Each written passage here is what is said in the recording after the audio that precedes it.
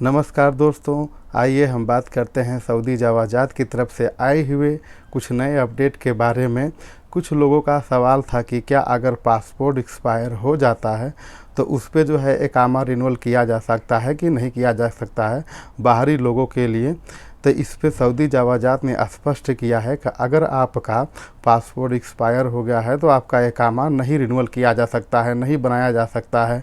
जब तक आपका पासपोर्ट वैध नहीं रहेगा, उसकी समय सीमा वैध नहीं रहेगी, तो जो है कि उसके अनुसार जो है इकामे को रिन्यूअल नहीं किया जा सकता है। अगर आपको इकामा रिन्यूअल मतलब कराना है तो उसके लिए आपको पासपोर्ट को वैध होना ज़रूरी है। ये सऊदी जवाजात की तरफ से नियम आया है, मतलब नियम है, स्पष्ट किया गया है। कुछ लोगों का ये सवाल था तो इस पे सऊदी जवाजात ने स्पष्ट किया है।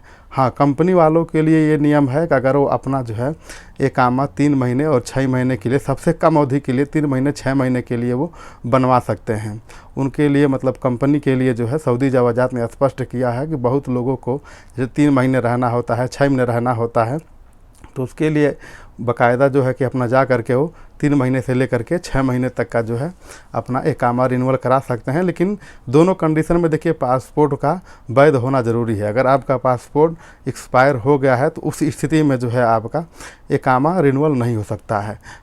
चलिए हम बात करते हैं। बहुत लोगों को नहीं पता है कि बहुत लोग का सवाल ये भी था कि अगर मान के चलिए हम छुट्टी जाते हैं और किसी कारणवश नहीं आ पाते हैं तो हमें एग्जैक्टली कब से कब तक रुकना होता है। तो देखिए हम आपको बता देते हैं कि आप जिस दिन से छुट्टी लगी उस दिन से नहीं, जिस दिन से आप यहाँ से जाएंगे और उसके बाद से वहाँ पे 3 साल होने तक आप सऊदी में नहीं आ सकते हैं। जब यहाँ से जिस दिन आप निकलते हैं उस दिन से लेकर के और फिर आपको अगर आना है तो 3 साल जब हो जाएगा उसके बाद ही आप यहाँ पे आ सकते हैं, उसके पहले आप नहीं आ सकते।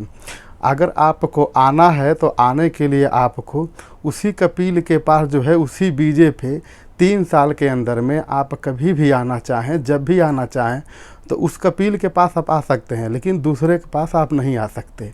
उस कपील से बात कर सकते हैं कि मुझे आप ही के पास अगर आना है तो उसके पास आ जाएंगे, आपको कोई मुश्किल नहीं है।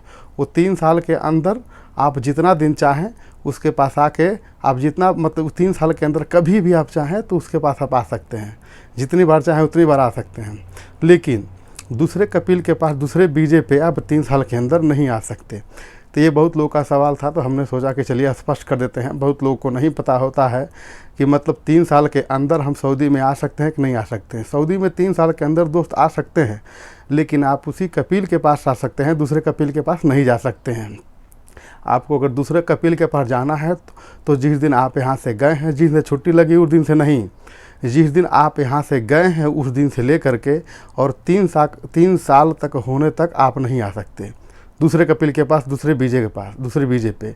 अगर आपको आना है तो 3 साल पूरा होने के बाद ही आप आ सकते हैं। अगर बीच में आना है तो उस कपील के पास आ सकते हैं, तो आपको कोई दिक्कत नहीं होगी, कोई परेशानी नहीं होगी।